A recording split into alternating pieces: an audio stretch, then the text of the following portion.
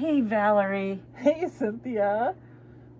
We're coming right along on this journey. It's amazing. Can you believe that this is our penultimate stop? No.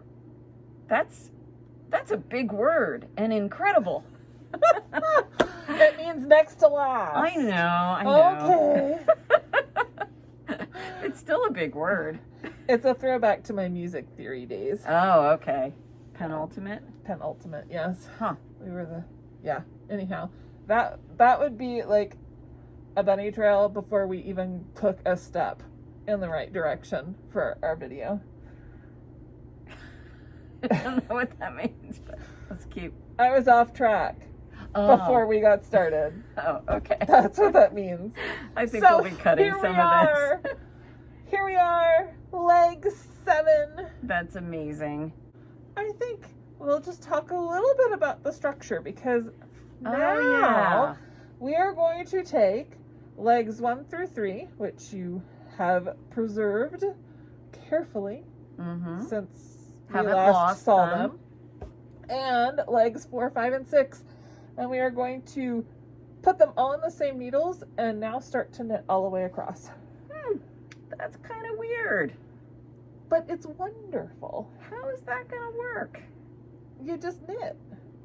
Oh, okay. Well, then I'll do that. Yeah. Sounds good. So, your very first row of leg 7 is the longest row in the entire shawl. That's true, it is. It comes in at a whopping 177 stitches. Yeah. Which is nothing compared to the hundreds and hundreds of stitches in our border last year, or the Pennsylvania border. Like this one was like 600 or 700. So yeah, none of that this year. 177, that's the highest you'll go. We'll give you a little break this year. Woohoo! We'll see what next year holds, but for this year, you get a break. And here is where we start to do some fun shaping. We have been very rectangular up to this point, and now we're going to join those two rectangles together, and we're going to start doing some central decreases. What does that make? It makes, technically speaking, the terminology is a mitered square. But we're not making a square. It's not super square, but it is technically a mitered. It is called a mitered square. Yes. Yeah. So it's super easy. You will have a lot of fun making it, and it'll be interesting to see where you're going in your journey. Yes. So because we have moved away now from our rectangles, which were essentially interchangeable, which allowed you to do whichever pattern you wanted, or both and we have come to a point where you must choose. So you're going to do either Valerie's or mine. Yes. And you're going to have to pick or else make 2 shawls. I always say that. You do always say that. Yes. And it's always an option. It is always an option. But you're not making 2 shawls this year. Well, let's just not talk about that. It's an option. It is an option. It's always an option. It is. It's always an option. So yes, you have to make a choice this time. You can't knit them both. The math will not work. So that's the point. We have come to the point, the crux of the matter. The turning point, the central point, the decrease point, the miter point.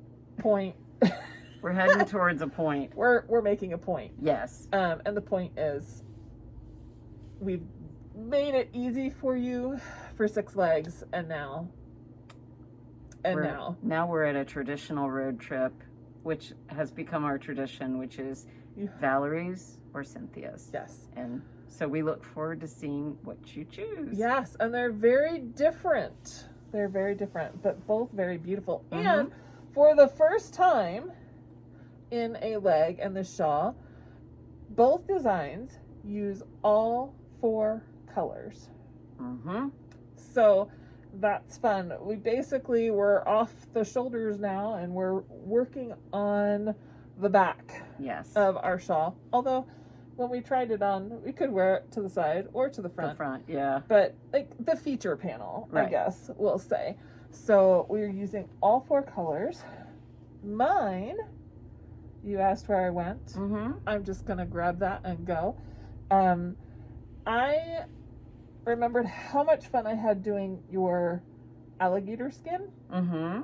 way back in leg 4. Mm-hmm. And alligators are everywhere Yes, they really are. in Florida. Yes. And in fact, in Gainesville, the University of Florida has a mascot, the Gators. And so I'm in Gainesville, and I decided I would do some gator teeth. So that sounds intriguing. and since gator teeth are sharp, Mm-hmm. I figured I would put beads on them. Oh, good idea. It's So- always a good idea to add beads. Yeah, well, of course. Yes. So for the first time in the shawl, I used beads that were not on the variegated yarn. Mm-hmm. So, and when I was looking at my beads, I decided that the color of beads I had been using on my variegated yarn Mm-hmm. kind of got lost in my dark Ah, yarn. okay. It would have shown up fine on my medium and my light, Mm-hmm. but it was getting lost on my dark. And I was just like, what am I going to do? And I went with my old favorite. Mm. You know the ones. Sparkle clear beads. The Yep. number 5 triangle. I was gonna say, 1101. she knows the stock number Yep. even. Yes. They're just, they work in Yeah. just about every situation. So I put they kind of look like diamonds They do. too. They're really beautiful. So like, I just thought that was perfect for sharp teeth. Mhm. So I've got Cool. diamond tipped gator teeth That in my sounds mitered square. wonderful. Yes, that's awesome. So what did you do? Well, let's see. I'll give you a hint. Do, do, do, do, do, do, do. Ooh, you went to a place where there was a large rodent. I did. We can't technically mention the place, but I think all of you can guess. Or the rodent. Or the rodent. He has big ears, though. Yes. And I have beads that represent ears and then a yarn over that represents a face. So Awesome. yeah, so I had a little bit of fun with that. I rode rides. I ate delicious food. I think I saw some of the tracks from those rides in your design.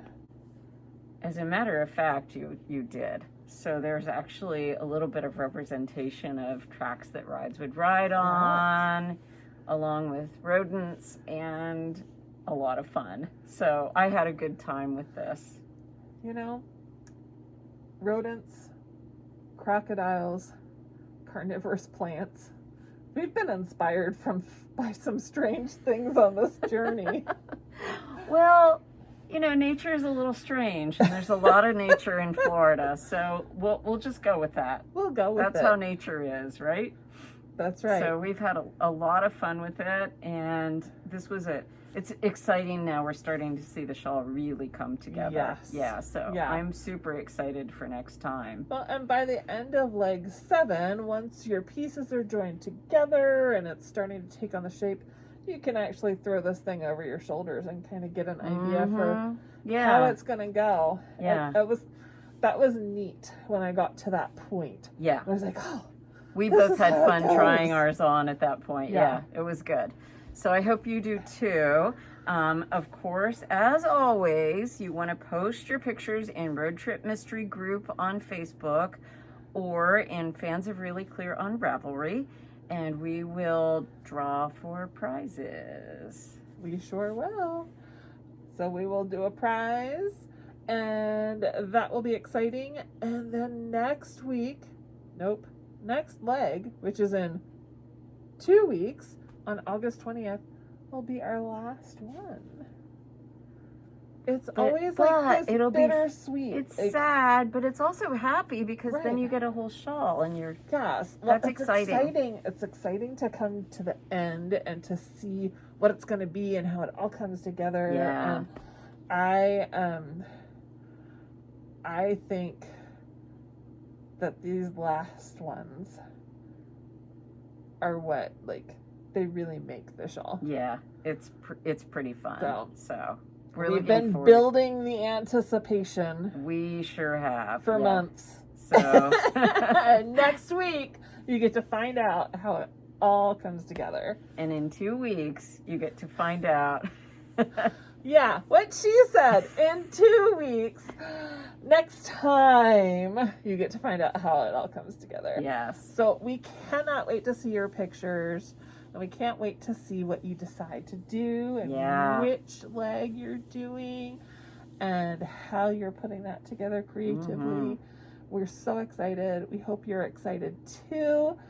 And it's going to be great. It will. Have fun knitting. And we will Enjoy. see you next time.